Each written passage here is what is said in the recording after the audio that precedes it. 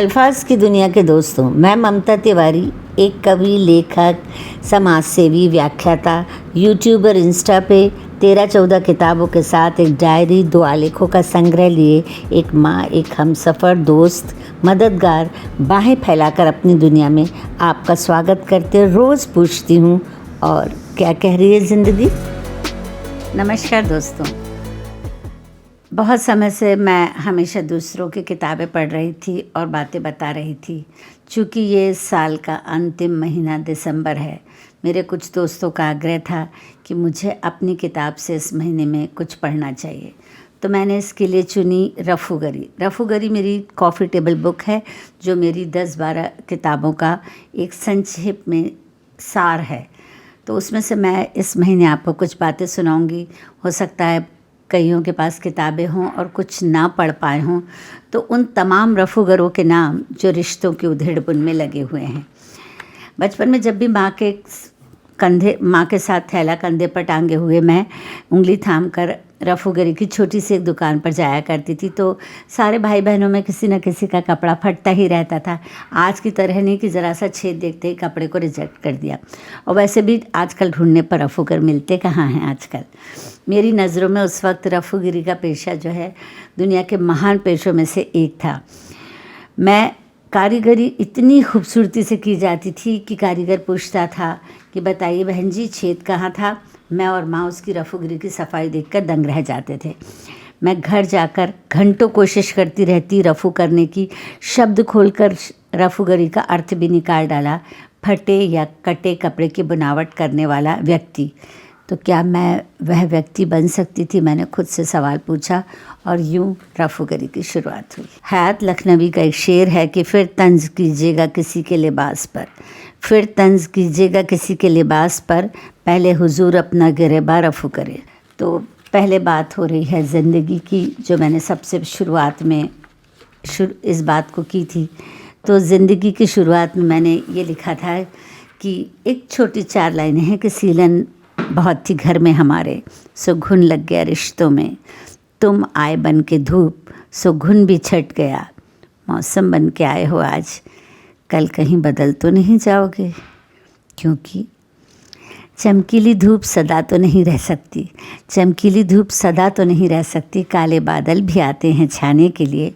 थोड़ा सब्र तो रखना होगा इन बदलियों के साथ, आखिर आई तो हैं ये जल बरसाने के लिए।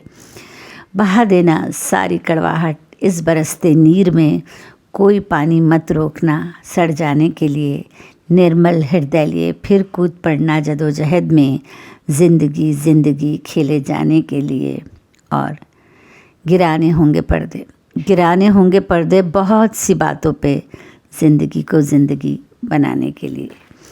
तो शुरुआती में दौर में मैंने ज़िंदगी पे ही बात की, और फिर इस किताब के शुरुआत में मैंने ये वादा किया था कि खुद से कि मैं जो लिखूँगी सच ही लिखूँगी। जो मैं सदियों से नहीं कह पा रही, आज वही बात आपको सुना रही। हो सकता है मिलती हो मेरी दास्तां आपसे, रख दिया ज्यों का त्यों, नहीं अब मैं कुछ भी छुपा रही। तो फिर मैंने खुद से ये भी कहा कि चलो आज कविता लिखें, रचते रहे द्वंद्व षड्यंत्र सदा, कोई नई प्रेम कथा लिखें। मरुस्थल में कोई तो सरिता लिखें, चलो आज कविता लिखें। तो ज़िंदगी की रोशनी ने अचानक जब काला लिबास पहन लिया और अंधकार छा गया, तब कविता ने मुझे सिखाया कि उस मकाम पर जहाँ दूसरों की बुराइयों की चोट से रोना नहीं आता, बल्कि लोगों की अच्छाइयाँ देख के आंखें भर आती है, बस तभी असली कविता की शुरुआत होती है। तमाम ज़िंदगी छान मारी और आज इस मकाम पर हूँ। फिर भी मुझे पता है कि ज़िंदगी जी भर के पिया तुझे, ज़िंदगी जी भर के पिया तुझे। अभी भी कुछ कुएँ ऐसे हैं जो तूने हमसे छुपा रखे हैं। कुछ अच्छे अनुभव हमारे साथ आए, तब कभी कभी कड़वाहट भी निकली कि हसीन ख्वाबी ज़िंदगी होते तो जीना आसान होता। हसीन ख्वाबी ज़िंदगी होते तो जीना आसान होता। ख्वाब भी पहनते, ख्वाब भी खाते और ख्वाब भी ओढ़ कर सो जाते। जाओ कोई और उपाय लाओ ढूंढ कर जीने के लिए, क्योंकि ख्वाबों से खेलने की उम्र बीत गई मेरी। उन मासूम खिलौनों को तोड़ दिया था बचपन में मैंने, धारदार ज़िंदगी के लिए कोई नोकदार हथियार चाहिए जो काट दे तमाम स्वार्थ और झूठ की गर्दन। और यूँ ज़िंदगी का सिलसिला काफ़ी लंबा चला। कभी इसमें चिट्ठियों की बात आई और कभी मतलब उस समय कारगिल का युद्ध चल रहा था तो कारगिल से भी एक चिट्ठी आई, काफ़ी लोग चले गए। उसका एक छोटा सा अंश मैं आप लोगों को बताना चाहती हूँ, जो मैंने डाकिए से कहा था कि जो चाहते हो आना तो अमन और शांति का मनी ऑर्डर लाना, लिफाफे में बंद ढेर सारा प्यार, दुआ और माँ का आशीर्वाद ले जाना। जो चिट्ठियाँ अनेकता में एकता का संदेश बनती थी मेरे लिए, वही चिट्ठियाँ अब दर्द का सामान हो गईं। जाने कितनी चिट्ठियाँ तो बेनाम हो गईं। अब तो बस यही गुजारिश है, वो सत्ता लोभियों, क्यों हमारी भावनाओं की आग में रोटियां सेक रहे हो। चिट्ठी की शक्ल में कभी गुजरात तो कभी कश्मीर भेज रहे हो। और इसके बाद एक यक्ष प्रश्न इसी किताब से है और ज़िंदगी से है, जो मेरे सामने हमेशा झूठ और सच को लेकर उभरता रहा। जो मेरे लिए सच है वही दूसरों के लिए झूठ हो सकता है, जो मेरे लिए झूठ है वही दूसरे का सच। झूठ का पलड़ा इतना भारी है कि सच की भारी नदियाँ भी उसे काट नहीं पा रही। आदमी ना तो झूठ में जी पाता है और ना ही सच का सामना करने के काबिल रह जाता है। क्योंकि किसी ने कहा है कि ज़िंदगी झूठ का पुलिंदा है, सच लिखने वाला आज शर्मिंदा है। मेरे नेत्र बंद करते ही वो खड़ा हो जाता है सामने। ये एक यक्ष प्रश्न है। मेरे नेत्र बंद करते ही वो खड़ा हो जाता है सामने। मैं दुत्कारना चाहती हूँ उसे, पर वो टलता ही नहीं। उसके सवाल जवाब जैसे हैं। पूछता है क्यों, डर लग रहा है सच लिखने में। ये कोई प्रश्न है? भला सच का पेट से क्या रिश्ता? पेट का संबंध तो रोटी से है। रोटी जो सच झूठ तौल कर नहीं खाई जाती। धीरे से हंस कर कहता, पर झूठ की आंच पर सच को जलाकर पकाई तो जाती है। तभी तुम्हारा हाजमा दुरुस्त नहीं, तभी तुम्हारा हाजमा दुरुस्त नहीं, क्योंकि सच तुम उगल नहीं सकते और झूठ तुम निगल नहीं पाते। और उसके बाद थोड़ा सा चेंज आया ज़िंदगी में। मोहब्बत की बातें होने लगी, रेशमी ख्वाब और मखमली रातें होने लगी। और ये मैंने डेडिकेट की मेरे अक्षरों के हमनफज़, मेरे कागज़ कलम और उनको। और मोहब्बत की बात यूँ शुरू हुई कि मोहब्बत ने कहा कि अब कहीं भी जाओ, मोहब्बत ने कहा अब कहीं भी जाओ, दुनिया में खो जाओ, मैं तुम्हें वहीं मिलूँगी, उसी पगडंडी पर रूह का लिबास पहने। तुम मुझे ज़रूर पहचान लोगे। जो पहचान ना सको तो मेरी रूह पर खुदे उन अक्षरों को देखना जो तूने अपनी मोहब्बत से उकेरे थे। जैसे किसी शाहजहाँ ने लिखा था एक ख्वाब संगमरमर पर अपनी मुमताज़ के लिए।